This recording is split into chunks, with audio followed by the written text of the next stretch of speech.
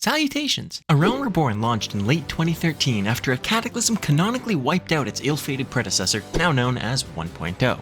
Ever since, Final Fantasy XIV has seen a lot more content come and go. Now that all those legacy veterans are white-haired retirees playing Doman Mahjong in Costa del Sol, let's take a journey through time and remember some of what they went through. Number 1. Patron deities being useful-ish. When you first make your character, you're given a choice between 12 deities. This is a JRPG classic, and it usually affects your starting stats in some way. Final Fantasy XIV was no exception. Prior to Stormblood, your Guardian of Choice provided a pinch of extra resistance toward their personal element. Nalthal and Azema, for example, would give you a bit more defense against fire attacks. You see, in the past, on top of being either physical or magical, damage also had an element attached to it.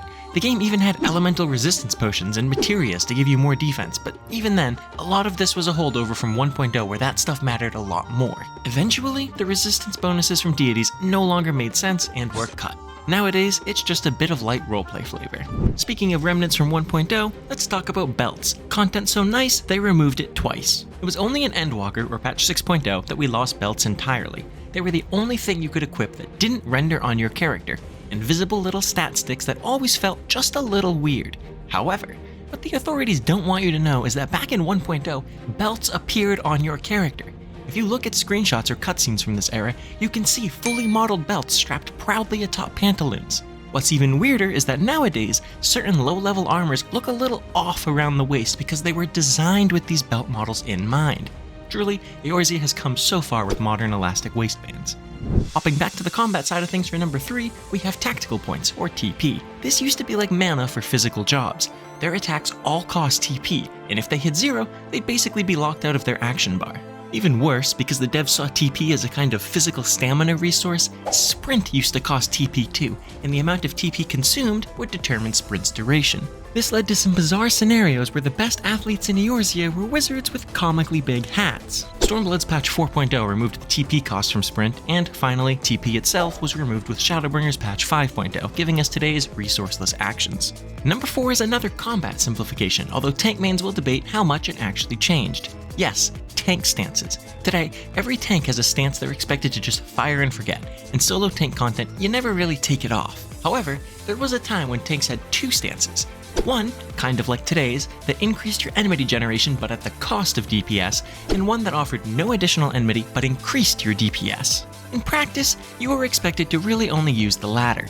At the time, other roles had spells like Lucid Dreaming, which reduced their enmity generation, while tanks had a whole separate combo based on enmity gen. And regardless of how easy or hard the tanking actually was, the perception was intimidating. And so in Shadowbringers 5.0, Square simplified the whole thing to today's version. Next up, before Shadowbringers, different physical jobs dealt different types of damage: slashing, piercing, and blunt. It was generally pretty self-explanatory who did what. Jobs with swords, like Samurai, dealt slashing damage, while jobs with spears or arrows, say Dragoon and Bard, dealt piercing. Blunt damage was kind of the red-headed stepchild, because it was mostly monk, but book autos counted too, I guess? It wasn't just that these jobs dealt different types of damage, they actually buffed them too. Dragoon had a debuff it could apply that made a target vulnerable to piercing damage, which dramatically boosted DPS for Machinist and Bard. You can probably see the problem here. It kind of railroaded team comps for Savage rating, so damage types and their relevant buffs or debuffs went the way of the belt. Now let's look at old Astro cards. Originally, the cards had all sorts of different effects, shown here in this old chart I found on Reddit. Nowadays, their names and artwork may seem kind of nonsensical, but back then, you can see that there was actually some logic to it. For instance, the Ewer, based on Thaliak's endless sippy cup of thinking water, it's legit lore bro, just trust me, cut MP costs. But for newer players, this card is probably the most familiar. Not only is the largest library of community game knowledge named after it, its effect was basically nerfed and copy-pasted over to every other card. That's because while all of these effects are cool, you were pretty much pressured into fishing for the balance as often as you could draw it. It just stands head and shoulders above its peers.